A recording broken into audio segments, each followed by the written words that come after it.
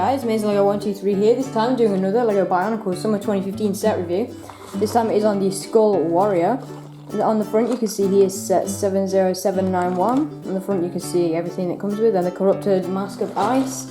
And then on the back we've got the comic strip there, and then the features of the set and the combination model with the Skull Basher and Skull Slicer. Now let's go ahead, open it up, build it and take a look.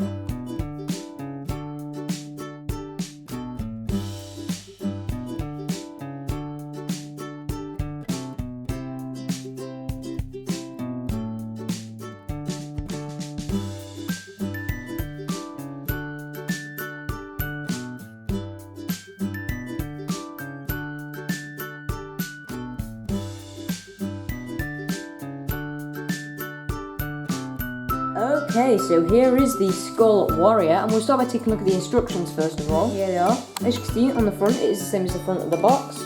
On the back we've got the win with Lloyd there. And then in the back here we've got an advertisement for all of the new summer sets. We have Skull Basher, Skull Slicer, Skull Scorpio, this set, and the Skull Grinder versus Mask Maker, which I have reviewed. And then we've got the combination model with the Skull Slicer and Skull Basher, which there it is. That looks pretty cool. And then in the back here you just got the build, and then in the front we do have the comic strip, which does look really good. So that's it for the instructions. Now let's get on to the corrupted mask of ice. And here it is. As you can see, this thing does look epic. And just a quick comparison with the other two versions of Kopaka's mask. As you can see, we have the golden mask and the plain white mask. So quickly just put what you think, which one you like the best in the comments below. I personally do like the corrupted one the best. It just looks the most the most finished, and it just looks really good how they've blended the gold with the light blue. And as you can see, it is basically the golden mask as its power is being drained out of it, so it has nothing to do with this mask. It is only another version of this when the power has been drained from it, or slightly drained in this case. And if you are wondering what this looks like on Kopaka himself, here is Kopaka. Here's his legs. We just move up here. We can put this mask onto Kopaka like so. And you can see that definitely does look really good, and definitely does look like his powers have been drained. It definitely fits in better than the original golden mask because of the trans light blue. It doesn't look like there's a massive clump of gold up here now. It looks like there's just a fine kind of blend from the gold from the shoulder pads blending into the bottom of the mask and then going into trans light blue, which would fit in with that. And that just looked really cool. So that's it for Kopaka's corrupted golden mask. Now let's take a look at the Skull Warrior itself. And here it is. As you can see, this thing does look really good. As you can see, he does have the crossbow there, and then he's got that sword on his back.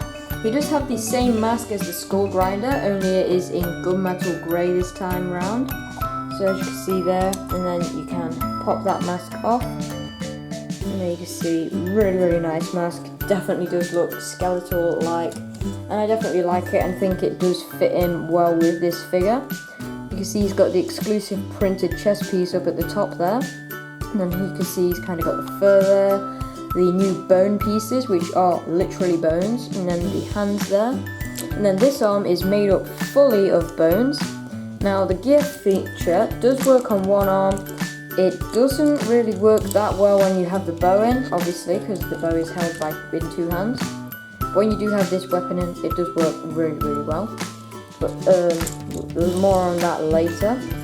As you can see, his rib cage is in the trans light blue as well. And moving down, you just have friction joints here, as you can see, and then you can see his lower legs and claws there, and then claws there, and the fur there, and then the upper leg on this one, like so. So now onto the main weapon features of this Skull Warrior. And so the first weapon is this long bow here. As you can see, it's got the Chima tusks that were used on the last year's Ultra builds and some of the Chima sets.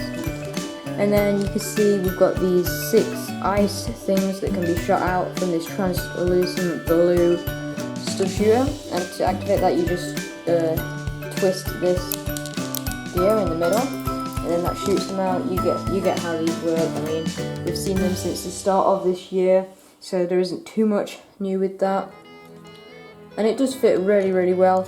And because they use the tan pins to connect this to his hands rather than the blue ones, you can get this in lots of cool little poses. So kind of get him to look down there like that. That looks pretty cool. But now onto the changing weapon feature, which I think is a really, really good part of this set.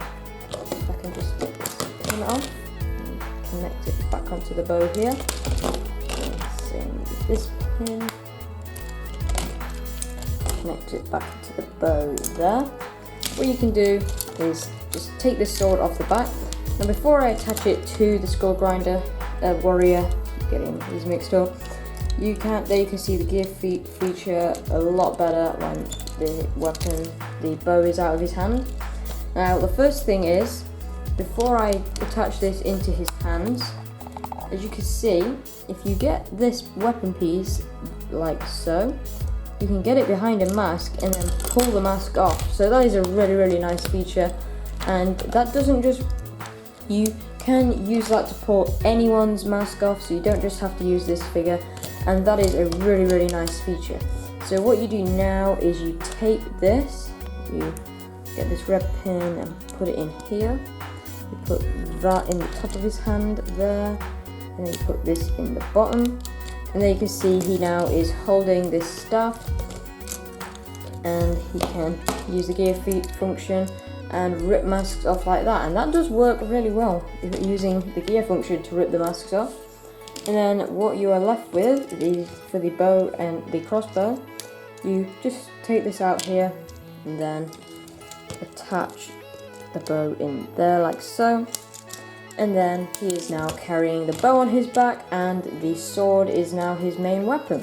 So that is a really, really nice feature of using two alternate weapons in one Bionicle set. And it is the first of this new wave to do so, I'm pretty sure. Except for ones like the Tower, where they have two weapons that have two features. This is one that just has two weapons where you can store one of them on their back while you're using the other. So now onto the ratings for this set. Overall, this is one of my favourites of the 2015 Bionicle wave as a whole, not just from summer 2015. I definitely think it does look like a classic Bionicle villain, and something that Lego, if CCBS was kind of around back in the olden Bionicle days, Bionicle sets kind of did look the same as they did back then with if they were using CCBS. This would be the kind of villain that they would make, and it would look a lot like this, and I'm definitely impressed with this set.